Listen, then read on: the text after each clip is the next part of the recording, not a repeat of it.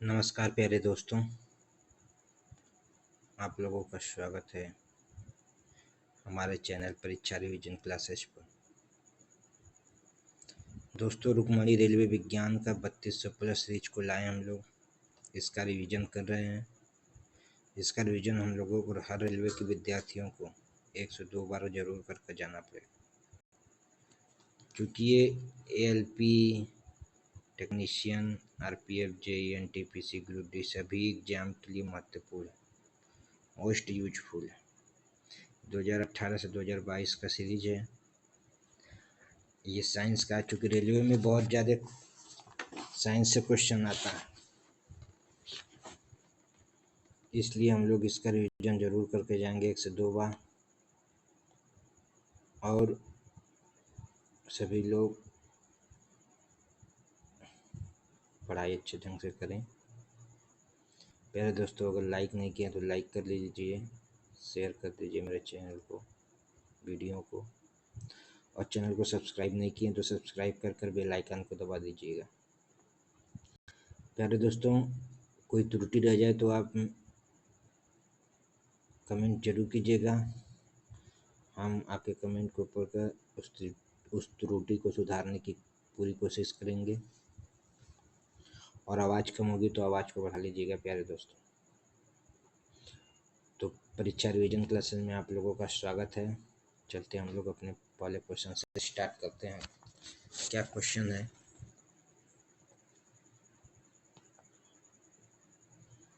Series चौथा है।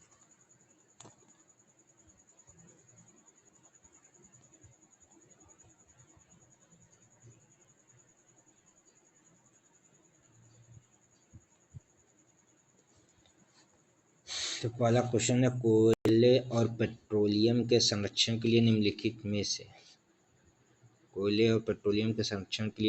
में से क्या किया जाना चाहिए? क्या किया जाना चाहिए?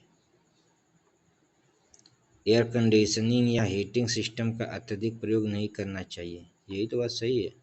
सौर कुकर का उपयोग बिल्कुल भी नहीं करना चाहिए, यही सही है। एयर कंडीशनिंग और हीटिंग सिस्टम का अत्यधिक उपयोग नहीं करना चाहिए।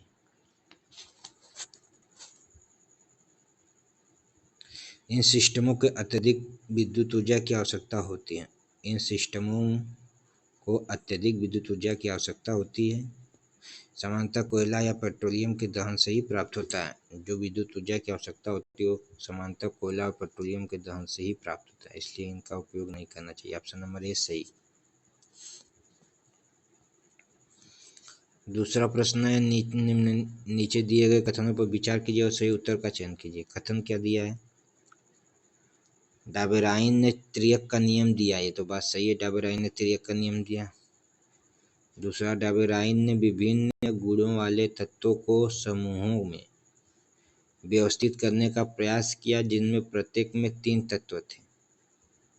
डाबेराइन ने विभिन्न गुणों वाले तत्वों को समूहों में व्यवस्थित करने का प्रयास किया जिसमें 3 तत्व थे। तो इसमें से कौन सा सही है? तो इसमें से सही होगा केवल एक ही, ये गलत है। बी, केवल एक है सही। डाबेराइन ने त्रियक का नियम दिया, ये नहीं, 3 तत्व नहीं थे, ये नहीं बताया था। अगला प्रश्न है कि निम्नलिखित में से क्या पारिस्थितिकी तंत्र का एक जैविक घटक नहीं है? पारिस्थितिकी तंत्र का जैविक घटक क्या नहीं है? जैविक घटक मृदा नहीं है। मृदा पारिस्थितिकी तंत्र का एक जैविक घटक नहीं है। पारिस्थितिकी तंत्र के जैविक घटकों में पादप जंतु और सूक्ष्म जीव शामिल होते हैं। जैविक घटक में पादप जंतु और सूक्ष्म जीव शामिल होते हैं, मृदा शामिल नहीं होता है। अगला प्रश्न, निम्न में से कौन सा तत्व सर्वाधिक अभिक्रियाशील है? इन सब में सबसे अभिक्रियाशील कैल्शियम नहीं। हाँ, सबसे क्रियाशील कौन सा तत्व अभिक्रियाशील सबसे अधिक अभिक्रियाशील? कैल्शियम। Option number D. इसकी कैल्शियम की परमाणु संख्या 20 होती है। कैल्शियम की परमाणु संख्या 20 होती है। सर्वाधिक क्रियाशील धातु पोटेशियम होता है। सर्वाधिक क्रियाशील धातु पोटेशियम होता है। अगला प्रश्न है कि एक अश्वशक्ति इसमें से किसके बराबर है? एक अश्वशक्ति 740 वाट के बराबर है, तो ऑप्शन नंबर डी सही है। एक अश्वशक्ति 746 वाट के बराबर है। शक्ति के अन्य मात्रक क्या क्या होते हैं? शक्ति के अन्य मात्रक होता है जूल प्रति सेकेंड, वाट, किलोवाट आदि। जूल प्रति सेकेंड, वाट, किलोवाट आदि शक्ति के मात्रक होते हैं। अगला प्रश्न क्या दिया है कि निम्न चित्र में कौन सी संख्या मानव मस्तिष्क में मेरुरज्जु की स्थिति को दर्शाती है? मेरुरज्जु की स्थिति को कौन सी संख्या दर्शाती है? तो मेरुरज्जु की स्थिति को कौन सी संख्या? तो मेरुरज्जु की स्थिति को यही दर्शाता है मेरुरज्जु, क्योंकि यही मेरुरज्जु में जाकर मिलता है, तो ऑप्शन नंबर डी सही है। संख्या नंबर 4 दर्शाता है। अगला प्रश्न है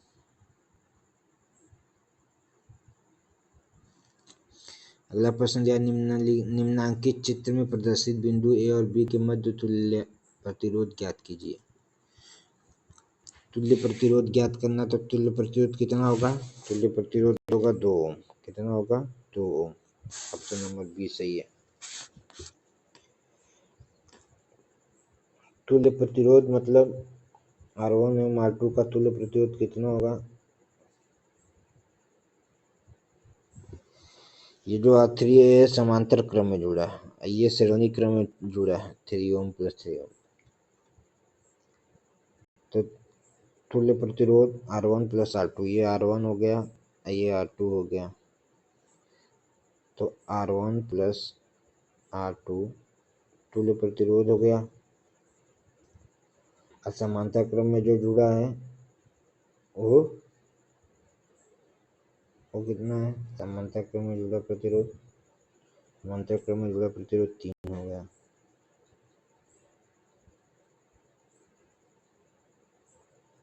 तो R1 3 है, R2 3 है, 3 3, तो 3 प्लस 3 बराबर 6। तुल्य प्रतिरोध कितना हो गया? 6। 3 प्लस 3 बराबर 6। तो R का तुल्य प्रतिरोध कितना होगा? तो R का तुल्य प्रतिरोध होगा 3 प्लस 3 गुणे 6। R का तुल्य प्रतिरोध होगा, ये 6 हो गया तुल्य प्रतिरोध, तो R का तुल्य प्रतिरोध R इंटू R डैश, जो तुल्य प्रतिरोध आया है, बटे R plus R dash. R dash 6 है, जो R डैश आया था वो 6 आया था, 3 प्लस 3 से 6, तो R into R dash, R plus R dash R का तुल्य प्रतिरोध होगा। क्योंकि तुल्य प्रतिरोध ज्ञात करना है, तो 3 इंटू 6 बटे 3 प्लस 6 कितना होगा? 6 3 18 बटे 6 3 9, 9 से कटोगे 2 ओम, 2 ओम तुल्य प्रतिरोध हो जाएगा हम लोगों का। अगला प्रश्न है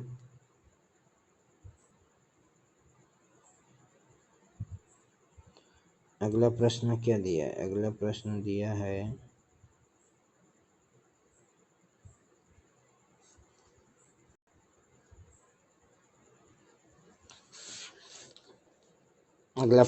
पौधों में अपशिष्ट उत्पाद के रूप में ऑक्सीजन कब और कैसे उत्सर्जित होता है? पौधों में अपशिष्ट पदार्थ के रूप में ऑक्सीजन का, तो पौधों में ऑक्सीजन दिन के समय प्रकाश संश्लेषण के द्वारा उत्सर्जित होता है, दिन के समय। यही ऑप्शन नंबर बी सही है।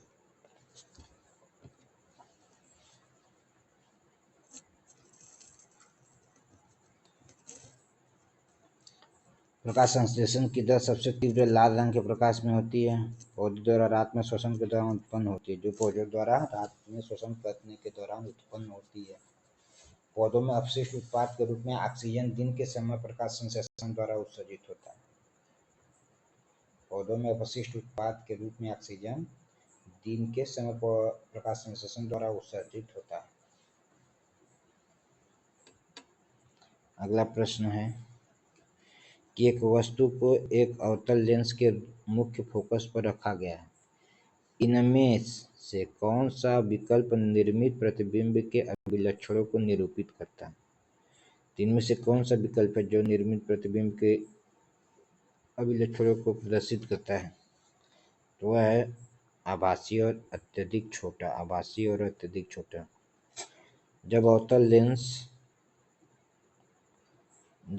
लेंस के फोकस दूरी पर मुख्य फोकस पर जब अवतल लेंस के मुख्य फोकस पर फोकस है, ये सेंटर है, वस्तु रखी जाती है तो वस्तु जो बनती है वो यहाँ बनती है वस्तु के पीछे, तो आभासी बनती है। ये वस्तु यहाँ से जाता है यहाँ, तो उल्टा हो गया तो आभासी हो गया। और अत्यधिक छोटा हो गया, यहाँ से यहाँ जाएगा और इधर इतना अत्यधिक छोटा हो जाएगा।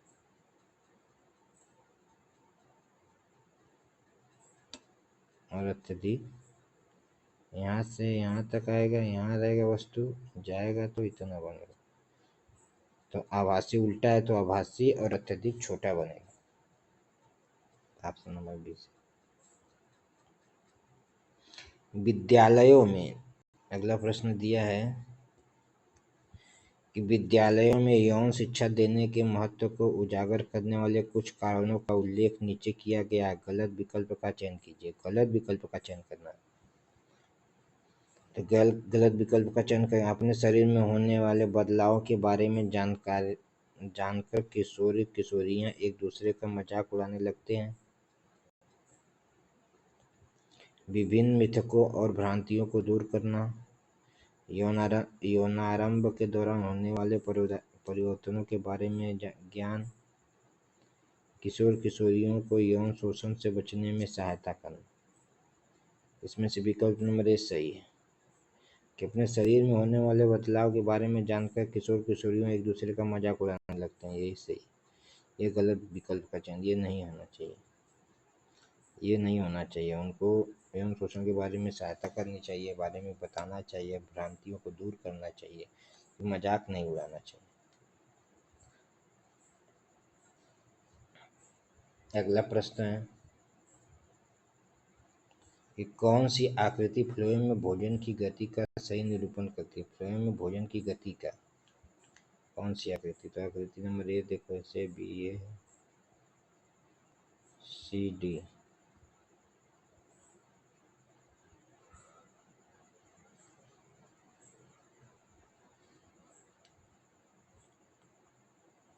तो ये बी नंबर कौन सी आकृति?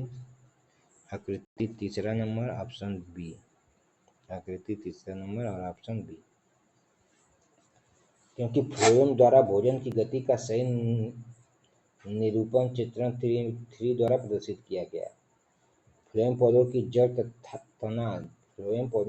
तना एवं पत्तियों में पाया जाता है। यह पत्तियों द्वारा तैयार भोज्य पदार्थों को पौधों के विभिन्न भागों में पहुंचाता है। एक संचालक ऊतक भी है। एक संचालक ऊतक यह पौधों को यांत्रिक सहारा भी प्रदान करता है। फ्लोएम पौधों को यांत्रिक सहारा भी प्रदान करता है। यह संचालक ऊतक भी है। यह पत्तियों द्वारा तैयार भोज्य पदार्थों को पौधों के विभिन्न भागों तक पहुंचाता है। फ्लोएम। तो ऑप्शन नंबर बी है तीसरा सही है।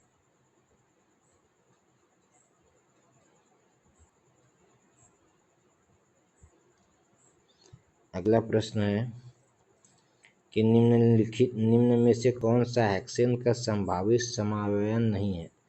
हेक्सेन का संभावित समावयव नहीं है तो कौन सा नहीं है? 2 एथिल पेंटेन नहीं है। B number 2 ethyl pentane hexane का संभावित समावयव नहीं है। हेक्सेन का 2 एथिल पेंटेन।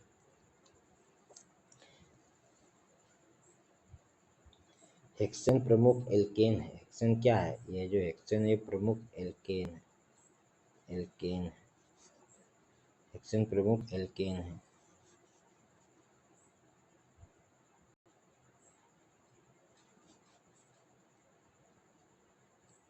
हेक्सेन क्या है? प्रमुख एल्केन। अगला प्रश्न है अगला प्रश्न क्या है? अगला प्रश्न है सहसंयोजी यौगिक सामान्यतः निम्न में से कौन सा गुणधर्म प्रदर्शित करते हैं? सहसंयोजी यौगिक सामान्यतः कौन सा गुणधर्म प्रदर्शित करते हैं? गुणधर्म सहसंयोजी यौगिक कौन सा करते हैं? तो है ये विद्युत और ऊष्मा के कुचालक होते हैं, ये इलेक्ट्रॉनों के साझेदारी से बनते हैं, ये समानता आयन नहीं बनाते हैं, ये कार्बनिक विलायक में विलय नहीं होते हैं। कौन सा सही है? ये चौथा नंबर सही है, ये कार्बनिक विलायक में विलय नहीं होते हैं। सहसंयोजक यौगिक समानता कार्बनिक विलायकों में विलय नहीं होते हैं, यह गुणधर्म गलत है। कार्बनिक यौगिक कार्बनिक विलायकों में विलय लेकिन जल में अविलय होते हैं। कार्बनिक विलायकों में विलय होते हैं लेकिन जल में अविलय होते हैं कार्बनिक यौगिक।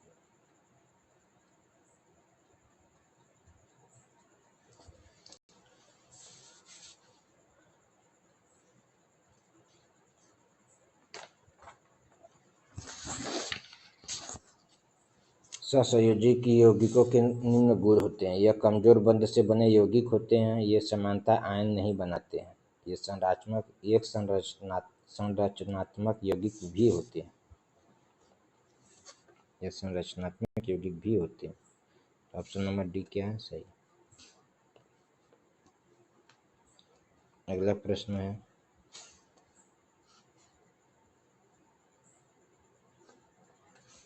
कि डाबेराइन के त्रिक की उपलब्धि क्या थी? डाबेराइन की त्रिक की उपलब्धि क्या थी? डाबेराइन की त्रिक की उपलब्धि क्या थी? तो डाबेराइन की त्रिक की उपलब्धि थी कि तत्वों के गुणधर्मों को परमाणु द्रव्यमानों के साथ जोड़ने का पहला प्रयास। उनका पहला प्रयास था कि तत्वों के गुणधर्म परमाणु द्रव्यमान के साथ जुड़ जाएं।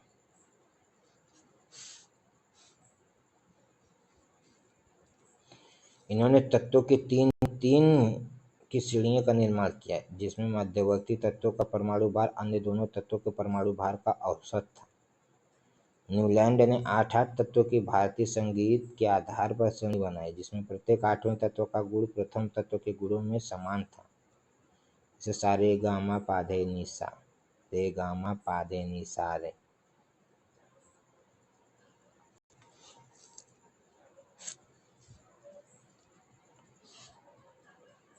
अगला प्रश्न निम्न दो माध्यमों को पृथक करने वाले इंटरफेस पर आपतित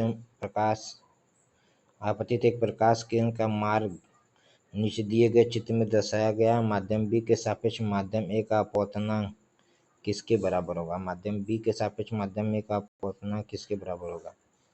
तो माध्यम बी के सापेक्ष माध्यम ए का अपवर्तनांक होगा sine theta mu A by mu B. Mu A बराबर mu A by mu B. ये ए हो गया, ये बी हो गया, तो साइन ए बटे साइन बी।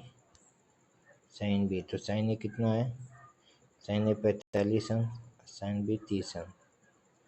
30 अंश 45 अंश, 30 अंश और 45 अंश है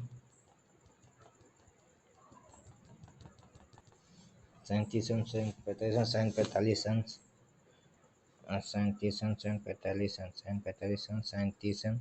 साइन 45 अंश का मान होता है 1/√2, साइन 30 अंश का मान 1/2। जब पलट देंगे तो 1/√2 इंटू 2/1 काटेंगे तो √2 आ जाएगा। √2 आंसर क्या? √2 आंसर हो जाएगा। √2 से 2 को काटेंगे तो √2 शेष बचेगा, जो कि आंसर है। अब देखेंगे क्या है आंसर इसका। √2 मतलब डी वाला से √2। किसी दिए गए पदार्थ के एक तार की लंबाई L और प्रतिरोध R है। उसी पदार्थ से निर्मित पहले वाले तार की 3 गुनी लंबाई और 2 गुना अनुप्रस्थ काट के क्षेत्रफल वाले एक अन्य तार का प्रतिरोध इनमें से किसके बराबर है? इनमें से किसके बराबर है? तो 3/2 r के, 3/2 r के, क्योंकि 3 गुनी है और 2 गुना अनुप्रस्थ 3/2 r, 3/2 r। कैसे? कैसे भी तो बताना होगा, क्योंकि प्रतिरोध R बराबर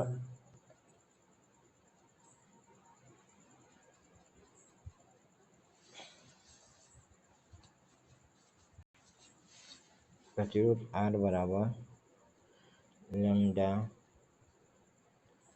P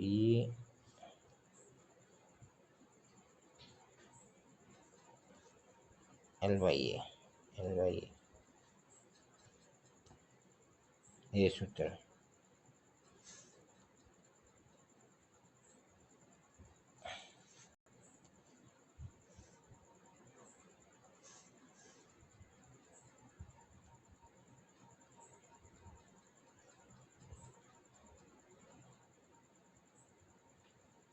ये सूत्र, इसी सूत्र से आज निम्नलिखित में से कौन से कथन सत्य हैं? निम्नलिखित में से कौन से कथन सत्य हैं?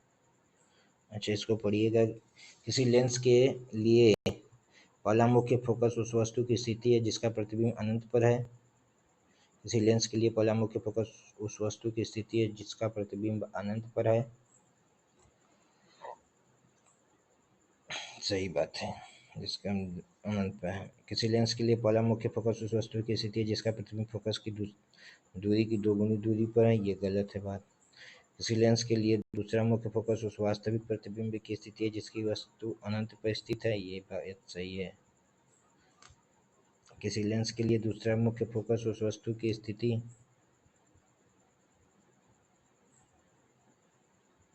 जिसका प्रतिबिंब फोकस दूरी की दोगुनी दूरी पर, यह भी बात गलत है। 1 और 3 सही है, 1 और 3 सही है।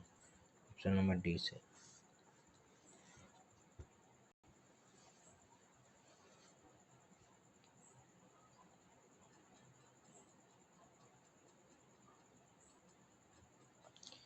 लेंस के संबंध में किसी लेंस के लिए पहला मुख्य फोकस उस वस्तु की स्थिति है जिसका प्रतिबिंब अनंत पर है। किसी लेंस के लिए दूसरा मुख्य फोकस उस वास्तविक प्रतिबिंब की स्थिति है जिसकी वस्तु अनंत पर स्थित है।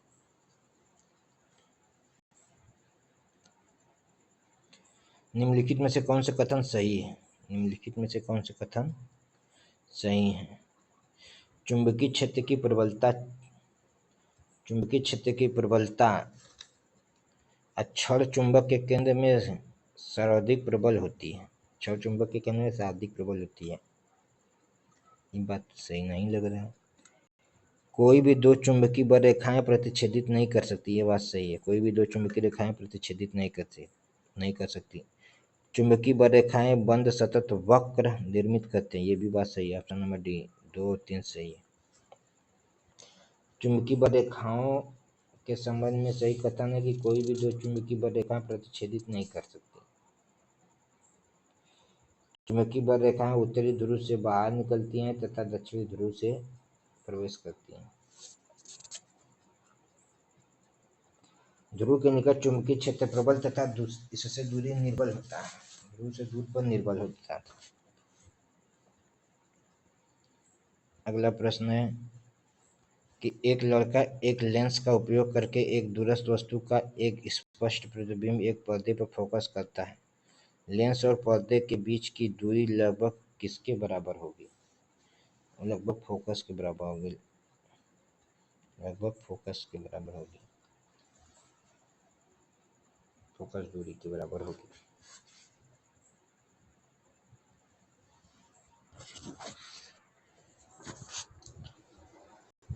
अगला प्रश्न,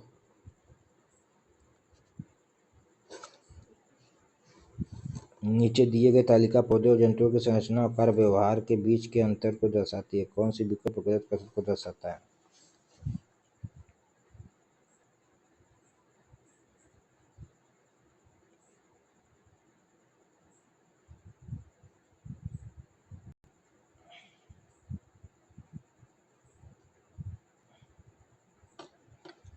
केवल यही गलत दर्शा रहा है और सब सही दर्शा रहा है। ये सब सही से अच्छा रहते हैं, भोजन साथी और शस्त्र की तलाश में भटकते हैं। अधिकांश उत्तर मृत होते हैं, अधिकांश ऊतक जीवित होते हैं। कम ऊर्जा की आवश्यकता होती है, अधिक ऊर्जा की आवश्यकता होती है। इसमें इनके केवल कुछ ही भाग बढ़ते हैं, इनके केवल कुछ ही भाग बढ़ते हैं। ये गलत है, ऑप्शन नंबर ए।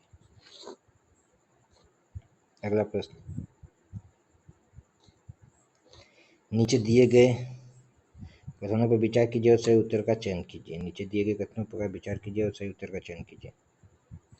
दिया, यदि कोई पदार्थ किसी अभिक्रिया के दौरान ऑक्सीजन का त्याग करता है तो उसे अपचयित हुआ कहते हैं। बात सही है, अपचयित हुआ कहते हैं, त्याग करता है। यदि कोई पदार्थ किसी अभिक्रिया के दौरान हाइड्रोजन ग्रहण करता है तो उसे अपचयी हुआ कहते हैं। इसको भी, ये भी सही है। हाइड्रोजन ग्रहण करेगा तब अपचयी, ऑक्सीजन त्याग करेगा तब अपचयी। दोनों कथन सत्य हैं, ऑप्शन नंबर ए, दोनों कथन सत्य हैं। अगला प्रश्न है, ब्लीचिंग पाउडर बनाने में शामिल सही रासायनिक अभिक्रिया की पहचान कीजिए। ब्लीचिंग पाउडर बनाने में शामिल सही रासायनिक अभिक्रिया की पहचान कौन सा है? वो है COOH का whole twice plus Cl2 COOCl2 plus H2। ये ब्लीचिंग पाउडर हो गया, जल हो गया, ये क्लोरीन हो गया, ये कैल्शियम हाइड्रोक्साइड हो गया। कैल्शियम हाइड्रोक्साइड क्लोरीन से जब अभिक्रिया करता है तो ब्लीचिंग पाउडर कैल्शियम ऑक्स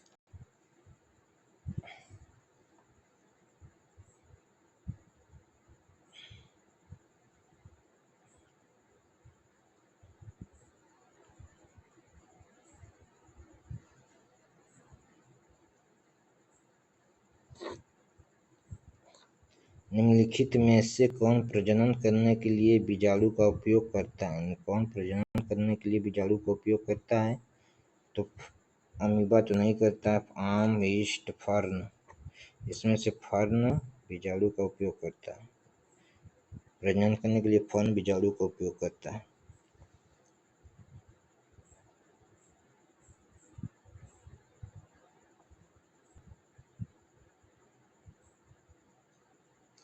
बीजाणुओं द्वारा जनन अलैंगिक जनन की विधि है। बीजाणुओं द्वारा जो जनन होता है वो अलैंगिक जनन की विधि है। अगला प्रश्न, एक एसी जनरेटर किस सिद्धांत पर काम करता है? एक एसी जनरेटर किस सिद्धांत पर काम करता है? तो एसी जनरेटर आप लोगों को पता है कि विद्युत चुम्बकीय प्रेरण पर काम करता है। ऑप्शन नंबर सी सही है। जो एसी जनरेटर विद्युत चुम्बकीय प्रेरण पर काम करता है, ऑप्शन नंबर सी सही।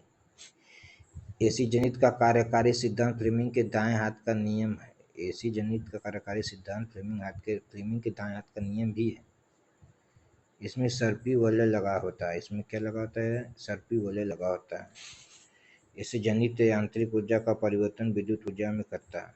एसी जनित यांत्रिक ऊर्जा का परिवर्तन विद्युत ऊर्जा में करता है। विद्युत धारा के तापीय प्रभाव का नियम जूल ने दिया था।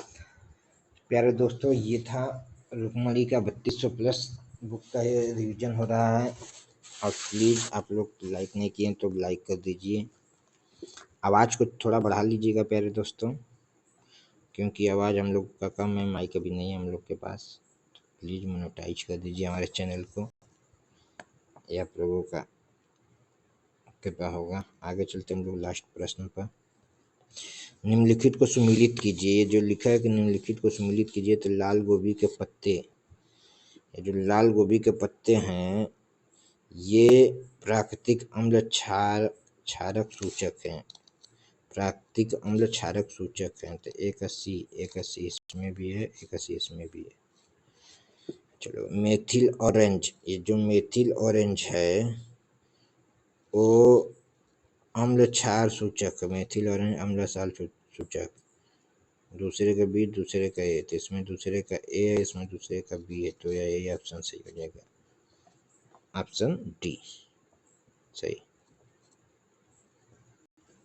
तो तीसरे का ये हो ही जाएगा, घ्राण सूचक। प्याज लौंग घ्राण सूचक है। तो प्यारे दोस्तों, ये था आज का वीडियो। चलते हैं अब कल के वीडियो के लिए तैयार होंगे। प्लीज़ लाइक शेयर सब्सक्राइब कर दीजिए। वीडियो को शेयर करना ना भूलिएगा, अपने दोस्तों में ज़रूर शेयर कर दीजिए, जिससे हमारे चैनल का मोनेटाइज होगा और आप लोगों का एक दोस्त का वीडियो, एक भाई का वीडियो बनेगा और हम लोगों का मनोबल, हमारा मनोबल भी बढ़ेगा। हम खुशी से और भी वीडियो बनाएंगे। चलते हैं दोस्तों, धन्यवाद।